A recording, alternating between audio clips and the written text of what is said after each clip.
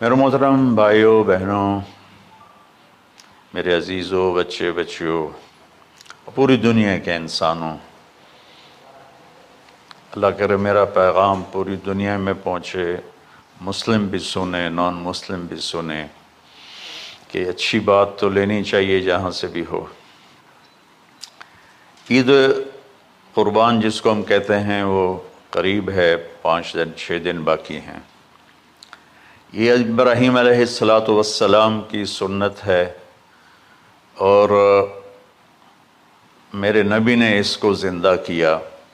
بیچ کے زمانوں میں یہ نہیں تھی، اس کو میرے نبی پاک صلی اللہ علیہ وسلم نے زندہ فرمایا، اور آپ اپنے عید کے موقع پر 2 جانور ذبح فرماتے تھے، 2 دمبے، ایک امت کے لیے اور ایک اپنے لیے۔ سبحان، ایک امت کے لیے، ایک اپنے لیے۔ ابراہیم علیہ السلام سے یہ سلسلہ کیسے شروع ہوا؟ ابراہیم علیہ السلام کون ہیں؟ ان کی ہستی کیا ہے؟ ابراہیم علیہ السلام وہ نبی ہیں جن پر ساری امتوں کا اتفاق ہے۔ یہود بھی ابراہیم علیہ السلام کو کہتے ہیں ہمارے ہیں، عیسائی بھی ابراہیم علیہ السلام کو کہتے ہیں ہمارے ہیں، مسلمان بھی ابراہیم علیہ السلام کو کہتے ہیں ہمارے ہیں۔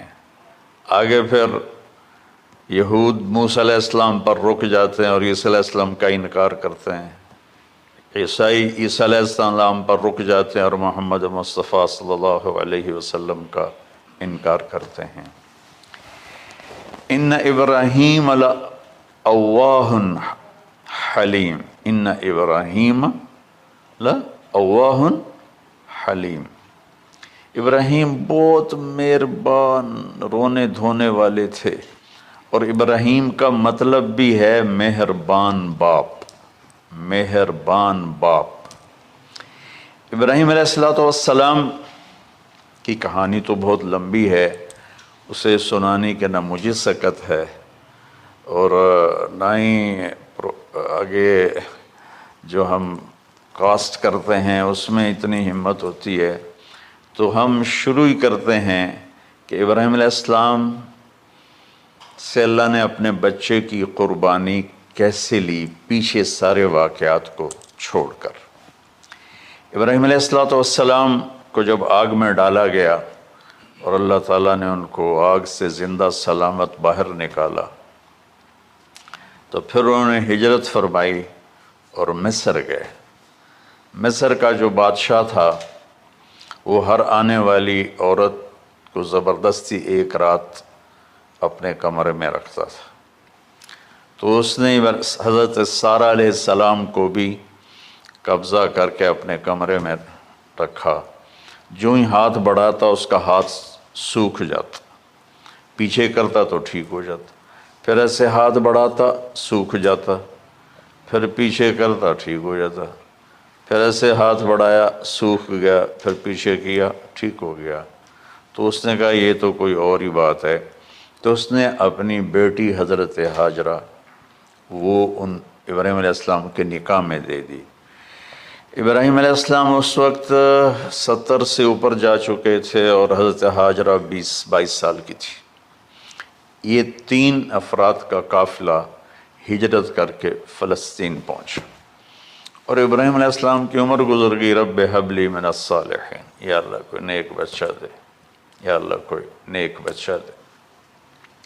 اولاد کا نیک ہونا ضروری ہے، ڈاکٹر بنے، انجینئر بنے، عالم بنے، مفتی بنے، ان میں سے کوئی چیز ضروری نہیں، اولاد کا نیک ہونا ضروری ہے، اور اس کے لیے والدین کو ٹائم دینا پڑے گا، والدین کو محبت دینی پڑے گی، والدین کو گود دینی پڑے گی، والدین کو شفقت دینی پڑے گی، ورنہ اولاد اور ماں باپ 2 کنارے بن جائیں گے۔ کچھ تقریباً 84 سال کی عمر میں اللہ تعالیٰ نے حضرت ہاجرہ سے بیٹا دیا، سارہ کی بجائے ہاجرہ سے بیٹا دیا۔ حضرت اللہ کی حکمت تھی، اللہ بھی یہی چاہ رہے تھے، تو حضرت سارہ کو بڑی تکلیف ہونے لگی کہنے کہ اس بچے کو مجھ سے دور کرو، اس بچے کو مجھ سے دور کرو، میں دیکھ نہیں سکتی۔ تو جبریل آئے کہ اللہ تعالیٰ بھی فرما رہے ہیں کہ اسے یہاں سے دور کرو۔ کہ کہاں لے جاؤں؟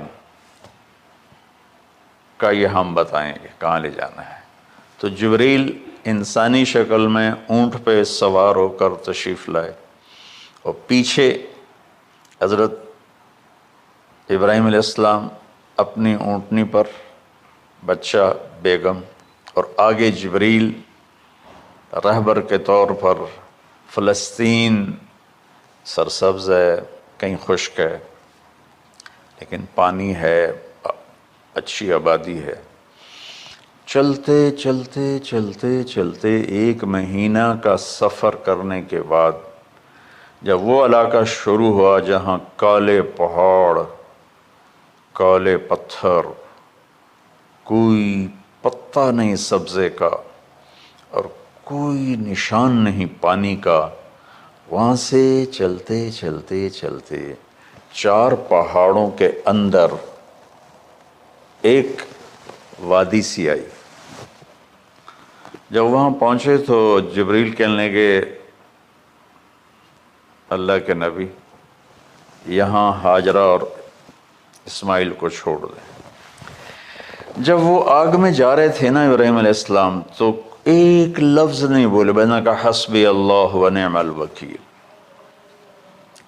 لیکن جب جبریل نے کہا یہاں چھوڑ دیں تو ایک دم بولے یہاں کیسے چھوڑ دوں، یہاں تو کچھ بھی نہیں ہے، یہ کیسے رہیں گے؟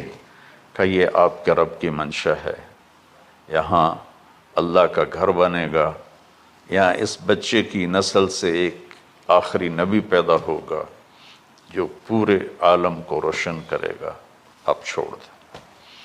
تو وہ وہاں 3 دن رہے، ان کے لیے ایک چھپر سا بنایا لکڑیاں کاٹ کے، یا 2 دن رہے یا 1 دن، یہ تو کوئی تحقیق کوئی نہیں ہے، لیکن ایک چھپر سا ان کو بنا کے دیا ایسے، یعنی اس ایک اوپر وہ لکڑیوں کی چھاؤں کر دی اور نیچے ایسے بانس سے گاڑ دیے اور چل پڑے۔ تو حضرت ہاجرہ فرمانے لگے آپ کہاں جا رہے ہیں؟ اتنا بڑا امتحان تھا کہ جواب نہیں دینا، بس چپ کر کے چلو۔ انہوں نے پھر پوچھا آپ مجھے چھوڑ کے کیوں جا رہے ہیں؟ آگے سے خاموشی۔ چلتے چلتے 3 میل تک وہ اس طرح چلی۔ جب وہ کدئی پہنچیں تو اس وقت ان کو خیال آیا یہ اللہ کے نبی ہیں، کہیں ان کو اللہ نے نہ کہا۔ تو ان کا اللہ امرک، کیا آپ کو اللہ نے کہا کہ مجھے چھوڑ دیں؟ کہنے لگے ہاں، یوں کیا۔ ایک دم ایک نئی ہاجرہ نے جنم لیا۔ کہ اذن، یوں گردن، اذن لن یضیعنا اللہ، جاؤ پھر میرا اللہ مجھے ضائع نہیں کرے گا۔ ابراہیم علیہ السلام بوجھل دل کے ساتھ پیدل چل رہے تھے، دونوں میاں بیوی اونٹنی پہ سوار ہوئے، اور وہ اپنے بچے کو گود میں لے کر ایسے کھڑی ان کو دیکھ رہے تھے۔ یہ کوئی مہینے کے لیے نہیں جا رہے تھے، پتہ نہیں ہے کب واپس آئیں۔ اجد بچھڑے قد ملن گے، جانے رب رحمان۔ دیکھتی رہیں۔ پھر انہیں ایسے پہاڑی کے اوپر چڑھے کہ اونٹ نیچے اتری، تو پھر انہوں نے منہ موڑا اور واپس اس وادی کی طرف چلیں۔ کیا وقت تھا، صبح تھی، شام تھی۔ جو ابراہیم علیہ السلام غائب ہوئے تو ایک دم آپ نے اونٹنی کا منہ موڑا ادھر ہی اور کہا ربنا انی اسکنت من ذریت بواد غیر ذی زرع ربنا لیقیموا الصلاۃ۔ کیا درد ہے! آپ اندازہ لگاؤ، ایک آدمی کو 84 سال کی عمر میں بیٹا ملے اور پھر اسے ایسے جنگل بیابان میں چھوڑ دیا جائے۔ تو ان کے دل پہ کیا بیت رہی ہوگی. یہ اس دعا میں وہ درد ہے جو میرے بھی آنسو نکل رہے ہیں. ان کو 3 دفعہ قصہ سنا چکا. اے اللہ، تیرے ہی کہنے پر تو جو میرا رب ہے، یا اللہ نہیں کہا، اللہم نہیں کہا، ربنا، یا اللہ تو مہربان ہے، اس میں بھی کوئی تیری مہربانی ہوگی، تیری محبت ہوگی، تیری شفقت ہوگی. انی اسکنت من ذریت، میں نے چھوڑ دیا اپنی اولاد کو. یا اللہ میں نے وہاں چھوڑا جہاں نہ پتا ہے، نہ دانا ہے، نہ پانی ہے. تو جان اور یہ جانے. اس درد بھری دعا نے عرش کو بھی ہلا دیا تھا. اور آپ نے منہ موڑا. اس باپ کو سوچو جو ہر قدم پہ اپنے معصوم بچے سے دور ہو رہا ہے، اور اس ماں کو سوچو جو ہر قدم پہ اپنے خامن سے دور ہو رہی ہے. ابراہیم کی منزل تو آگے گھر ہے، 2 بیویاں اور ہیں، ادھر تو پتھروں کے ساتھ دوستی ہے. جب ہاجر، میں ایک دفعہ میں ایسے ہی سوچ میں بیٹھا، میں اتنا رویا. میں نے کہا جب وہ ہماری ماں ہاجرہ وہاں اکیلی بیٹھی ہوگی، اور چاروں طرف اونچے اونچے پہاڑ تھے، اور اندر بیٹھنے والے کو باہر کا پتہ نہیں، باہر والے کو اندر کا پتہ نہیں. تو شام ڈھلی ہوگی تو اندھیری رات نے کیا ظلم ڈھایا ہوگا. کالے پہاڑوں کا اندھیرا، اندھیری رات کا اندھیرا. تارے بھی حیران ہوں گے، یہ کون بی بی بیٹھی ہوئی ہے.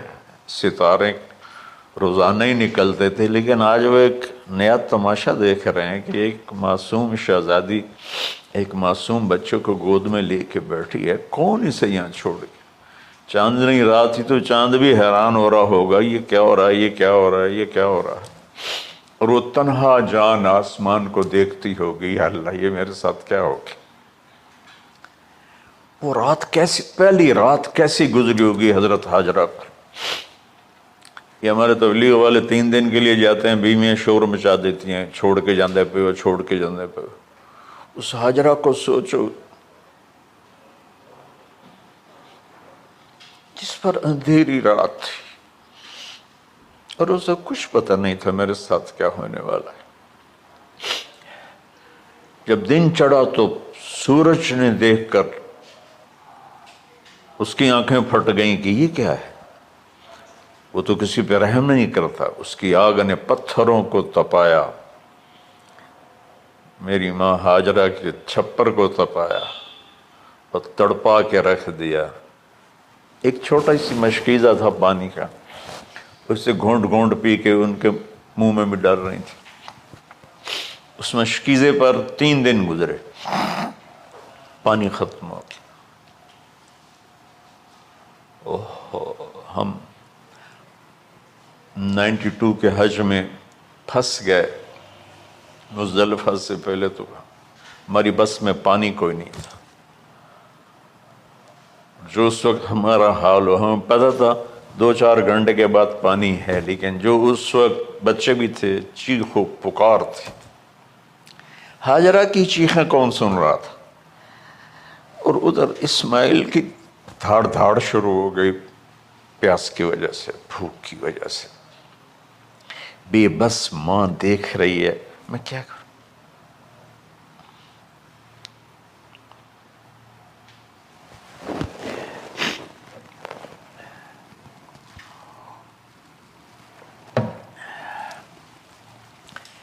میں قطر میں تھا جماعت میں، تو مجھے یہاں کندھے میں درد ہوا، میں ہاسپٹل گیا تو ایمرجنسی سے انہوں لے کر گئے.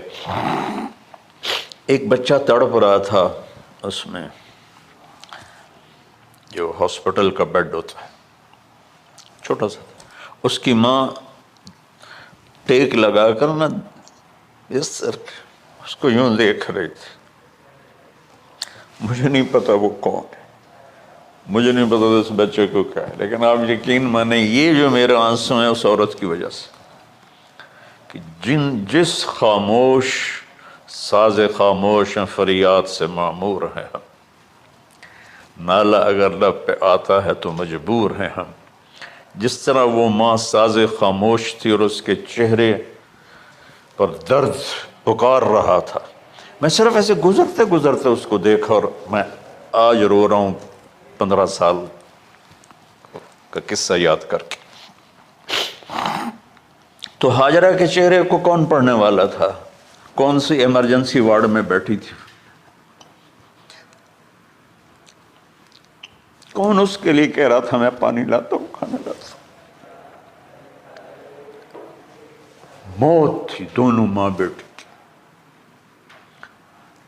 تو یہ بے قراری میں صفا مروہ کی دوڑ لگائی، انہیں پتا تھا کچھ نہیں ہے۔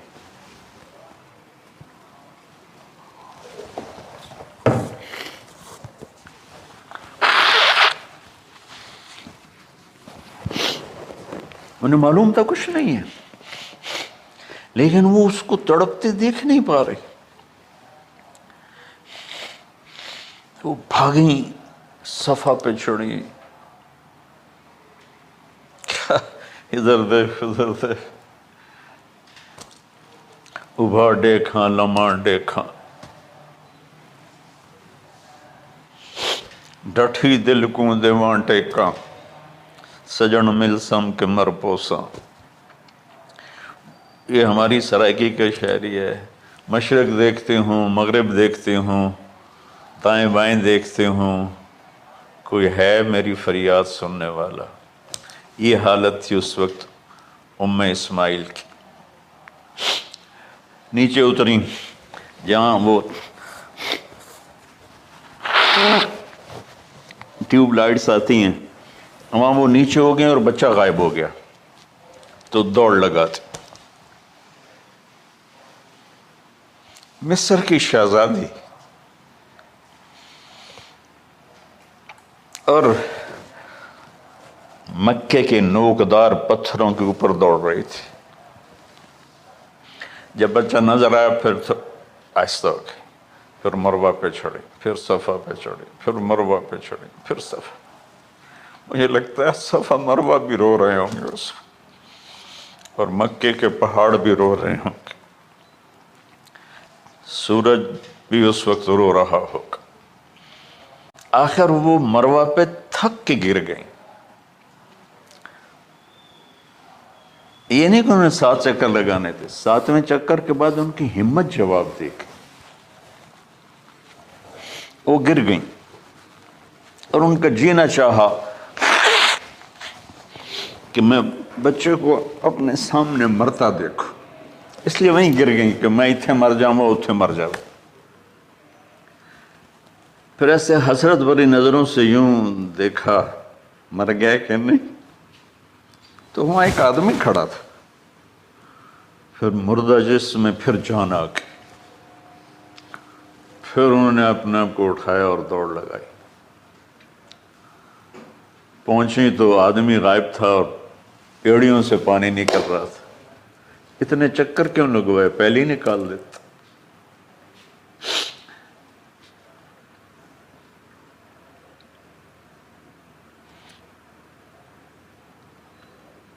عاشق ہوں میں عشق کماں میں، دل رکھیں وانگ پہاڑاں ہو،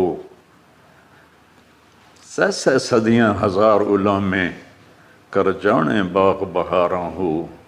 منصور جے چک سولی دتے، جڑے واقف کل اسراراں ہو، سجدیاں سر چائیں نہ باہو، توڑے کافر کہیں ہزاراں ہو۔ عاشق سوئی حقیقی جڑا، قتل معشوق دے مننے، سر نو جوڑے تے مکھ نہ موڑے، بھامیں 100 تلواراں کھنے، سچا عشق حسین علی دا باہو، سر دتے تے راز نہ بن۔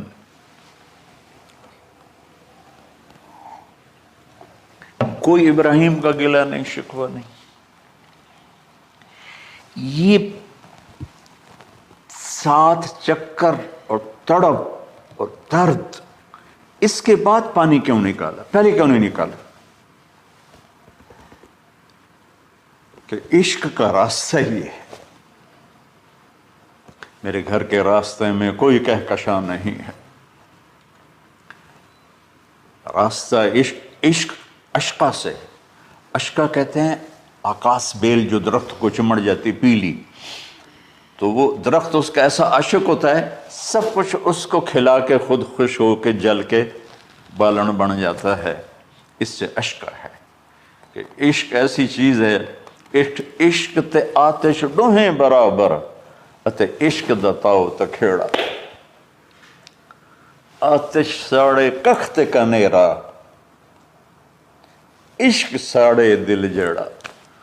خواجہ غلام فرید صاحب کی شاعری سنا رہا ہوں کہ عشق میں بھی آگ ہے اور لکڑی میں بھی آگ ہے. لکڑی کی آگ خس و خاشاک کو جلاتی ہے اور عشق کی آگ دل کو جلا کے برباد کر دیتی ہے.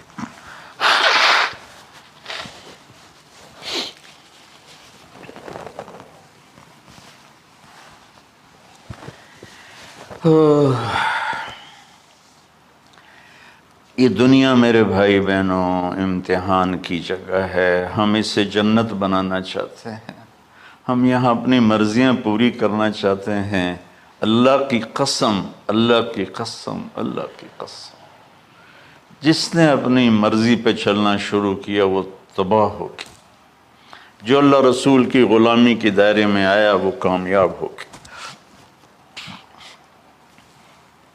دیکھا تو پانی ابل رہا ہے، ابل رہا ہے، ابل رہا ہے، فوارے مار رہا ہے. تو اس وقت عبرانی لینگویج تھی تو ان کا زمزم زمزم، ٹھہر جا ٹھہر جا ٹھہر جا.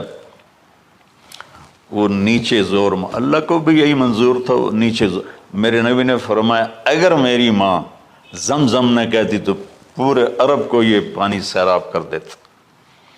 اور آپ حیران ہوں گے، آج کل تو بہت زیادہ ایڈوانس ہے سائنس. تو سعودی گورنمنٹ نے کہ یہ اس کا سورس کیا ہے، یہ پانی کہاں سے آ رہا ہے. طائف تک ساری زمین کو کھنگالا، کوئی اس کا پیچھے سے لنک نہیں ہے. کہیں چشمہ ہوتا ہے نا تو پیچھے لنک ہوتا ہے، کہیں سے پانی نکل ہوتا ہے پیچھے سے لنک ہوتا ہے. زمزم کا کوئی لنک نہیں. جو ہی موٹر چلاتے ہیں تو 8-9 جھرنے ہیں سوراخ، وہاں سے پانی ابل ابل کے آنا شروع ہو جاتا. اور جو ہی موٹر بند کرتے ہیں تو وہ جھرنوں کا پانی بند ہو جاتا. اس میں نہ مچھر ہے، نہ اس میں کوئی کیڑا ہے، نہ کوئی مکوڑا ہے، پاک صاف پانی. زمزم زمزم.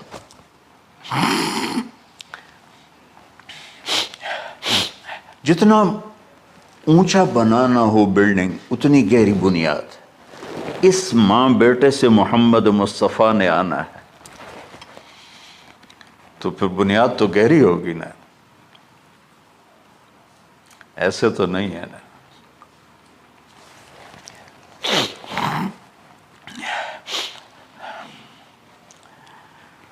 تو چونکہ محمد مصطفیٰ صلی اللہ علیہ وسلم کو اس بچے اور اس ماں سے اللہ نے وجود دینا، پیچھے ابراہیم والد ہیں دینا. ابراہیم علیہ السلام کی نسل میں 4000 انبیاء آئے، بنو اسرائیل میں 4000، اور حضرت اسماعیل علیہ السلام کا ایک ہی جو 1.25 لاکھ پہ بھاری نہیں ہے بلکہ کل کائنات پہ بھاری ہے اللہ کے بعد.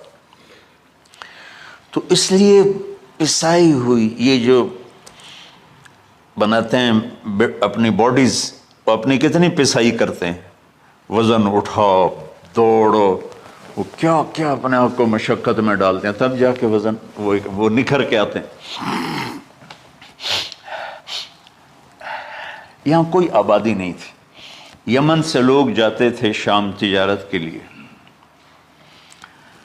تو قبیلہ جرہم کا گزر تھا، پانی نہیں تھا، تو وہ پانی کی تلاش میں تھے. انہوں نے پرندے دیکھے، وہ کہنے کہ پرندے تو پانی پر آتے ہیں. انہوں نے 2 آدمی بھیجے. آگے دیکھا ایک خاتون، ایک بچہ اور کنواں تو نہیں تھا، پانی چشمہ. تو وہ سارے آئے اور کہا کہ بہن ہم یہاں ٹھہر جائیں. کہ اب ٹھہرو لیکن پانی میرا. ان کا ٹھیک ہے، پانی آپ کا ہے. تو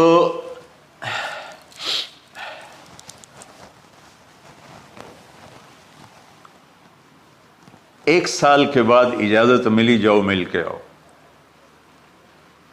مل کے آئے.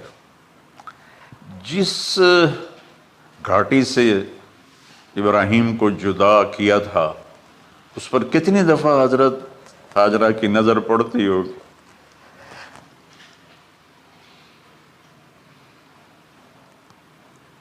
اگر آپ اس کو فیل کریں تو یہ قصہ بیان ہی نہیں ہو سکتا، بس رونا ہی پڑے گا۔ اور خاص طور پر آج کے دور میں جب کوئی اللہ کو کی ماننے کے لیے تیار ہی نہیں ہے، کوئی جہنم سے ڈرنے کے لیے تیار نہیں، کوئی جنت کی طلبگار نہیں۔ 1 سال کے بعد اونٹنی کا سر نظر آیا تو دل اچھل کے آسمان کو جا لگا کہ میری آنکھوں کی ٹھنڈک آ گئی، میرے سر کا سایہ آ گیا، میرے بیٹے کی چھاؤں آیا۔ وہ اونٹنی بٹھائی، کہا تشریف لائیے۔ کہنے لگے اترنے کا حکم نہیں ہے، صرف ملاقات۔ نہ آتے صبر آیا ہوا تھا، صبر توڑ کے پھر جا رہے ہیں۔ تو اف نہیں کی آہ نہ کر لبوں کو سی، زخم پہ زخم کھا کے جی، اپنے جگر کا لہو پی، آہ نہ کر لبوں کو سی، عشق ہے دل لگی نہیں، سینے پہ تیر کھائے جا، آگے قدم بڑھائے جا، یعنی زبان حال سے کہہ دے اس کے ہاں ستائے جا۔ کوئی شکوہ گلا نہیں ہے، یہ کیا ملنا ہے، نہ آتے وہیں بیٹھے رہتے۔ کہنے لگے اچھا بچہ گود میں دے دو، سینے سے لگا پیار کی، بہتے آنسو بچے کے رخسار پہ گرے، بچوں کو پتہ نہیں کون ہے۔ کہنے لگی اجازت ہے آپ کا سر دھو دوں، منہ دھو دوں، پاؤں دھو دوں، ہاتھ دھو دوں، یہ پانی پاک ملا ہے؟ ٹھیک ہے، واپس۔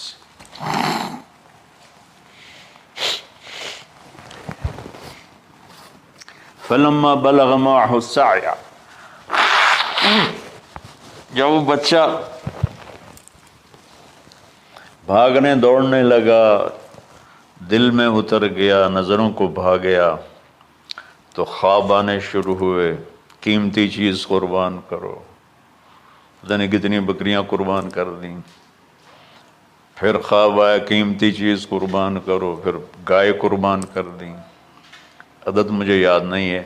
پھر خواب آیا قیمتی چیز قربان کرو، اونٹ قربان کر دیے۔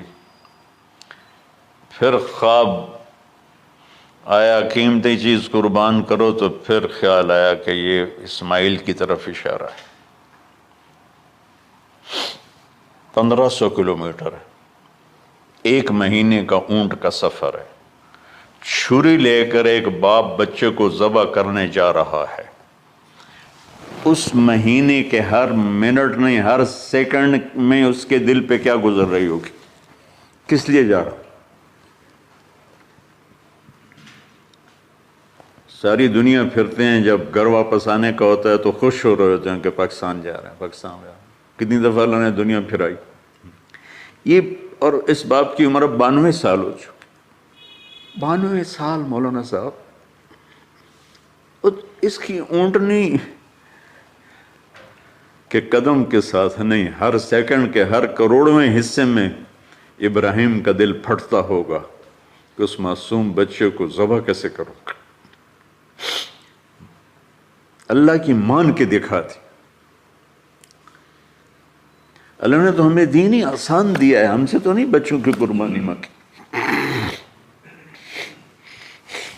ابو بکر صدیق رضی اللہ تعالیٰ عنہ نے فرمایا تھا یا رسول اللہ، ایک آیت ہے جس میں کا مفہوم یہی ہے، اگر اللہ ہمیں کہتا نا بچے قربان کرو، ہم بھی چھریاں چلا دیتے۔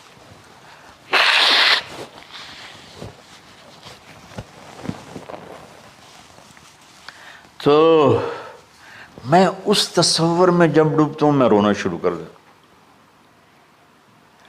عاصم کا بازو ٹوٹا، 6 سال کا تھا، اس کو جوڑ رہے تھے تو اس کی چیخیں نکل نہیں تھی، میں باہر نکل گیا، مجھ سے چیخیں سنی نہیں گئی، حالانکہ اس کا علاج کرنے کے لیے کر رہے تھے۔ اور یہ 92 سال کی ہستی بڑھاپے میں 1 مہینے کی اذیت برداشت کرتے ہوئے جا رہے ہیں کہ بیٹا ذبح کرنا ہے، بیٹا ذبح کرنا ہے، بیٹا ذبح کرنا ہے۔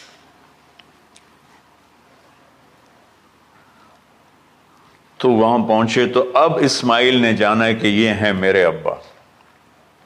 وہ کیسے لپٹے ہوں گے، کیسے چوما ہوگا، کیسے پیار کیا ہوگا، یا بیوی کا آپس میں۔ مجھے نہیں پتا کہ کتنے عرصے بعد انہوں نے ایک قدم اٹھایا،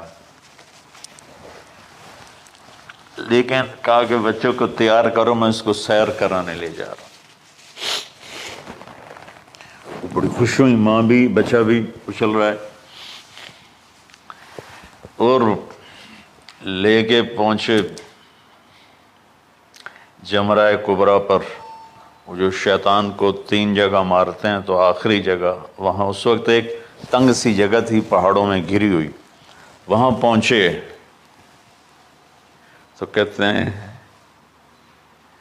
یا بنی انی، کوئی شک شبہ والی بات نہیں ہے، ارا فی المنام انی اذبحک، میں نے تمہیں ذبح کرنا ہی ہے، انی میں نے تمہیں ذبح کرنا ہے، فانظر ماذا تری، تیری رائے کیا ہے؟ قربان جاؤں اس ماں پہ جس نے 7-8 سال کے بچوں کو کیا تربیت دی۔ یا ابت افعل ما تؤمر، یعنی یا ابت افعل، بیچ میں کوئی حرف نہیں، کوئی عطف نہیں، یا ابت افعل بما تؤمر ستجدنی انشاء اللہ من الصابرین۔ اس عمر میں اپنی قربانی کو اللہ کے ساتھ جوڑا، ابا کرو آپ۔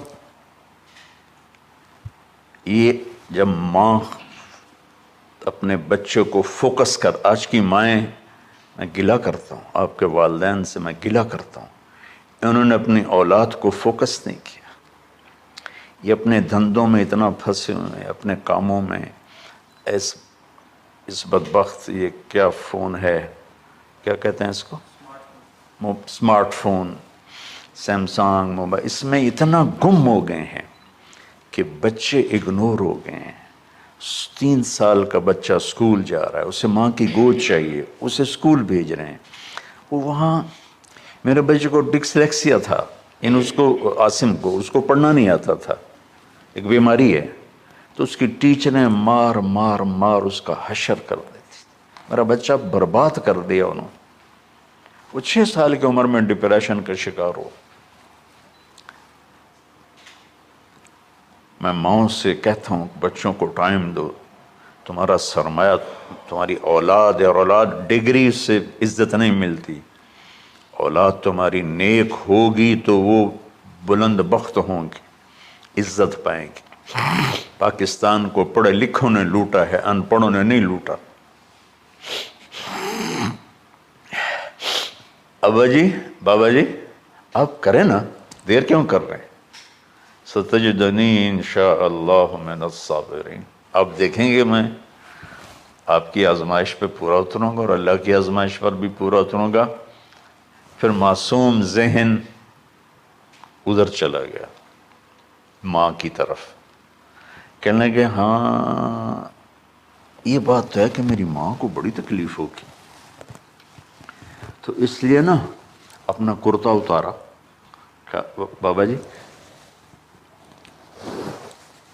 یہ کرتا آپ میری ماں کو دے دیں، وہ جب مجھے یاد کرے گی میرا کرتا دیکھ لے، اور آپ نے مجھے یہیں دفن کرنا ہے، ادھر نہیں لے جانا، اور آپ بھی احتیاط کریں، مجھے الٹا الٹائیں، طلّہ للجبین، میرا سر زمین پہ لگا ہے، گردن نہیں، تاکہ آپ کو تکلیف نہ ہو مجھے دیکھ کر۔ اب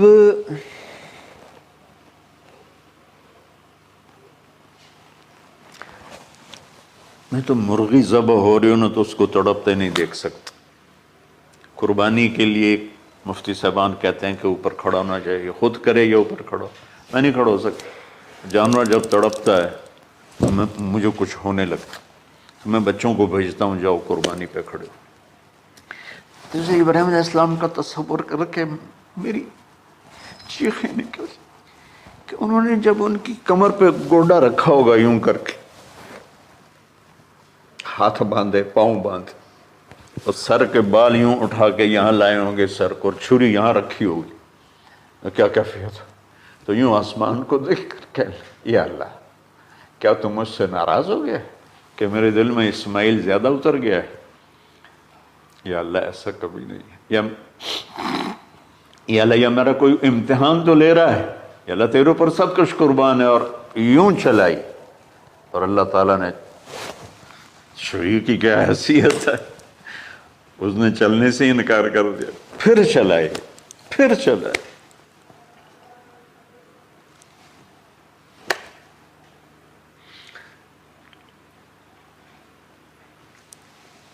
بعضی کتابوں میں ہے تو صحیح، لیکن روایت کی کتنی حیثیت ہے وہ تو مجھے نہیں پتا، لیکن چونکہ یہ ایک تاریخی چیز ہے کہی جا سکتی ہے۔ کہتے ہیں پھر گئے اور چھری کو تیز کیا پتھر پر، تیز کر کے جب وائن اور بال پکڑے، آسمان کے فرشتے 2 دفعہ روئے ہیں انسانی تاریخ میں، آسمان کے فرشتے 2 دفعہ روئے ہیں انسانی تاریخ میں۔ ایک جب ابراہیم علیہ السلام نے ان کی کمر پہ اپنا گھٹنا رکھا کہ سر کے بال پکڑ اور چھری پکڑ کے یہ کہا یا اللہ تم مجھ سے ناراض ہو گئی، تو آسمان کے فرشتوں کی چیخیں نکل گئی۔ اور ایک جب اللہ کے نبی کو طائف میں پتھر پڑے کہ اللہ من یشکو الیک ضعف قوتی، تو آسمان کے فرشتوں کی چیخیں نکل گئی جب ہمارے نبی کو طائف والوں نے مارا اس پر۔ یہ 2 دفعہ آسمان کے سب فرشتے روئے۔ تو پھر اللہ نے کہا بس، نادیناہ ان یا ابراہیم قد صدقت الرؤیا انا کذلک نجزی المحسنین، ابراہیم تو پاس ہو گیا ہے۔ چھری چل گئی، اور آنکھوں پر تو پٹی تھی، چھری چل گئی، پٹی کھولی تو سامنے کبش تھا، دمبا اور اسماعیل اور جبریل کھڑے ہوئے تھے۔ اس جانور کی قربانی ایک علامت ہے، اس قربانی سے ایک پیغام ہے کہ اپنے غلط جذبات کو اللہ پر قربان کر دو۔ ہم سے اللہ نہیں کہہ رہا بچے قربان کرو، ہم سے کہہ رہا غلط جذبات قربان کرو۔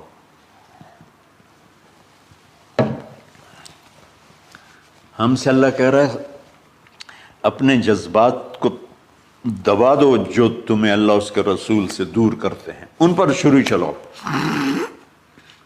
جو اللہ اس کا محبوب کہتا ہے ان کو کرنے کے لیے بھی اپنے جذبات پہ چھری چلاؤ۔ سچ بولنے کے لیے چھری چلانی ہے تو چلاؤ اپنے جذبوں پر، اب اس کو پھیلا دو۔ ساری شریعت میں اللہ نے جو احل حلالا، جو اس نے کہا ہے یہ کرنا ہے، اس کے لیے اپنے جذبات قربان کر دو۔ وحرم حراما، اور جو کہتا ہے نہیں کرنا، اس کو چھوڑنے کے لیے اپنے جذبات قربان کر دو۔ تو یہ ہے قربانی کی اصل حقیقت۔ جانور دمبے ذبح کرنا تو اس کی ایک علامت ہے، اس کی ایک علامت ہے کہ ہم میرے نبی نے حج پر 63 اونٹ ذبح کی، اپنے ہاتھ سے ذبح کی، باقی 37 حضرت علی رضی اللہ تعالیٰ علیہ السلام نے ذبح کیے۔ تو بھائیو، قربانی کی اصل یہ ہے کہ ہم اللہ اس کے رسول پر اپنے جذبوں کو قربان کر دیں، اپنے جذبوں کو قربان کر دیں۔ مولانا ابوالکلام آزاد رحمۃ اللہ علیہ کا میں مضمون پڑھ رہا تھا اسی قربانی پر، تو انہوں نے فرمایا، انہوں نے لکھا، وہ خطابت اور قلم کے تو بادشاہ تھے، واقعی وہ ابوالکلام تھے۔ انہوں نے لکھا کہ اللہ نے چھری کے لیے چلنا طے کیا ہوا تھا، اللہ نے چھری کے لیے چلنا طے کیا ہوا تھا۔ جب اسماعیل کو لٹایا گیا تو اسماعیل کو کھینچ لیا، چھری کو روک دیا۔ جب میرے نبی کے والد کو حضرت عبد المطلب جب زمزم کا کنواں کھود رہے تھے تو باپ بیٹا تھے حارث اور عبد المطلب، تو تھک کر کے ایک دن کہنے لگے یا اللہ اگر تو مجھے 10 بیٹے دے گا نا تو میں ایک تیرے نام پہ قربان کروں گا۔ اللہ نے 15 دے دیے۔ جب وہ سارے جوان ہو گئے تو ان کو اکٹھا کیا، بچوں میں نے تو منت مانی تھی، تو انہوں نے کہا ابا جان آپ جس پہ ہاتھ رکھیں گے ہم تیار ہیں، کیا اطاعت ہے۔ تو کہنے لگے نہیں میں قرعہ ڈالوں گا، جو اس زمانے کا طریقہ تھا وہ تیروں کے ساتھ۔ تو حضرت عبداللہ کا قرعہ نکل آیا۔ حضرت عبداللہ سب سے زیادہ محبوب، تو انہوں نے ہاتھ پکڑا، چھرا اٹھایا۔ عمر بن عاص رضی اللہ عنہ کے والد عاص بن وائل ایک بہت بڑا کام کر گیا، وہ سامنے آ کے کھڑا ہو گیا، کہنے لگا یہ کام نہیں ہوگا۔ انہوں نے کہا یہ سردار کا بول ہے، کہا آگے بھی سردار کھڑا ہوا ہے، میں یہ ظلم نہیں ہونے دوں گا۔ سارے مکے والے اس کے ساتھ ہو گئے، عبد المطلب اکیلے رہ گئے۔ انہوں نے کہا وہ جو ہے نا قطبہ کاہنہ نجران میں، وہ جو فیصلہ کرے گی یا عصفان میں وہ مانوں گا۔ کہا چلو۔ تو عصفان یا نجران گئے قریش مکہ کے سردار۔ تو اس کاہنہ عورت جیسے آج اس زمانے کی جج ہوتی تھی، مرد بھی عورت میں، اس نے کہا کہ تم لوگ قتل کا معاوضہ کیا لیتے ہو؟ کہ 10 اونٹ۔ کہ اچھا ایسا کرو، ایک تیر پہ لکھو عبداللہ اور ایک پہ لکھو 10 اونٹ اور قرعہ ڈالو۔ اگر اونٹوں کا قرعہ نکل آئے تو جتنے اونٹ لکھے ہیں وہ ذبح کر کے عبداللہ کو چھوڑ دو، اور اگر عبداللہ کا نام نکلے تو ہر دفعہ 10 اونٹ بڑھا دو۔ تو وہ سارے بڑے خوش ہو گئے۔ تو عبد المطلب نے احتیاطاً 100 اونٹ پہلے کھڑے کر لیے صفا کے ساتھ، اور حرم شریف میں اکٹھے ہو گئے، اور وہ جو تیروں سے کرتے تھے تو الانصاب غالباً اس کو کہتے ہیں، ایسا ہی ہے نا؟ ہاں۔ تو وہ 10 اونٹ عبداللہ، اس نے جو کوڑا اندازے میں والے جو پھینکا تو نکلا عبداللہ۔ تو وہ 10 اونٹ اس نے پہلے الگ کھڑے کیے تھے تو 20 کر دیے، پھر قرعہ ڈالا تو عبداللہ، پھر 10 اور کر کے 30 کر دیے، پھر قرعہ ڈالا تو عبداللہ، پھر 10 اور کی تو 40 ہو گئے، پھر قرعہ ڈالا تو عبداللہ تو وہ 50 ہو گئے، پھر قرعہ ڈالا تو عبداللہ تو وہ 60 ہو گئے۔ مکے والوں کی آنکھیں پھٹنے لگی، پسینے آنے لگے۔ پھر قرعہ ڈالا عبداللہ تو 70 ہو گئے، 80 ہو گئے، 90 جب ہوئے تو سب کی آنکھیں باہر نکل آئیں کہ اب پیچھے تو اونٹ ہی ختم ہو گئے۔ تو پھر قرعہ ڈالا 100 پر تو نکلا 100 اونٹ۔ تو سب نے نعرے لگائے، تو عبد المطلب کہنے لگے نہیں میں ایک دفعہ اور کروں گا، کیا تو پھر 100 اونٹ، پھر سب نے نعرے لگائے، کہا نہیں میں ایک دفعہ اور کروں گا، پھر کیا تو 100 اونٹ۔ تو پھر عبد المطلب نے حضرت عبداللہ کو آزاد کیا، 100 اونٹ خود ذبح کیے۔ تو ابوالکلام آزاد رحمۃ اللہ علیہ فرماتے ہیں دوسری دفعہ وہ چھری چلنے لگی حضرت عبداللہ پر۔ ایک واقعہ بھی اس کے ساتھ عجیب ہے۔ آپ بازار میں جا رہے تھے حضرت عبداللہ، تو سامنے سے ایک نا پہلی کتابوں کی عالم عورت آ گئی، اس نے اسے دیکھا تو کہا عبداللہ تیری جان بچانے پہ 100 اونٹ لگے تھے نا؟ کہاں؟ کہ ایک رات میرے ساتھ گزار لے 100 اونٹ میں دوں گی۔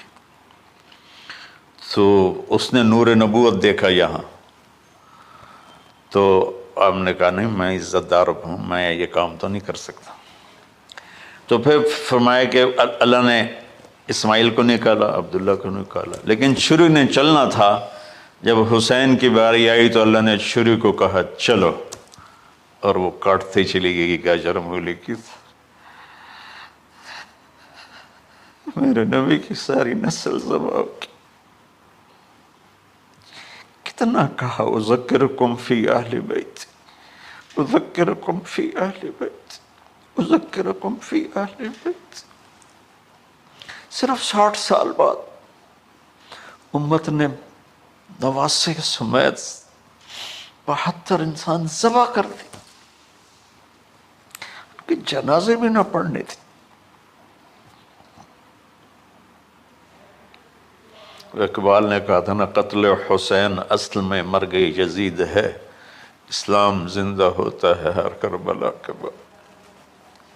اللہ سے محبت کرو، اللہ کے نبی سے محبت کرو، اللہ کے نبی کے گھرانے سے محبت کرو، اللہ کے نبی کے صحابہ سے محبت کرو، اللہ کے نیک بندوں سے محبت کرو۔ عید قربان کا فلسفہ ہے اللہ اس کے رسول کی اطاعت پہ قربان ہو جانا۔ عید قربان کا فلسفہ ہے اللہ اس کے رسول کی اطاعت میں اپنے جذبات پہ چھری چلا دینا۔ عید قربان کا فلسفہ ہے اللہ اس کے رسول کی اطاعت کے سامنے گردن کو جھکا دینا، اور اس کے لیے جس بھی کڑے امتحان سے گزرنا۔ ہم اللہ نہ کرے ہم امتحان نہیں مانگتے، یا اللہ نہیں مانگتے، یا اللہ نہیں مانگتے، عافیت مانگتے، عافیت مانگتے۔ تو میرے بھائی بہنوں، ہم اللہ کی بارگاہ میں جھکے، ہم اللہ کی بارگاہ میں جھکے، اس کے رسول کی بارگاہ میں جھکے، تاکہ ہمارا یہ جہان بنے وہ جہان۔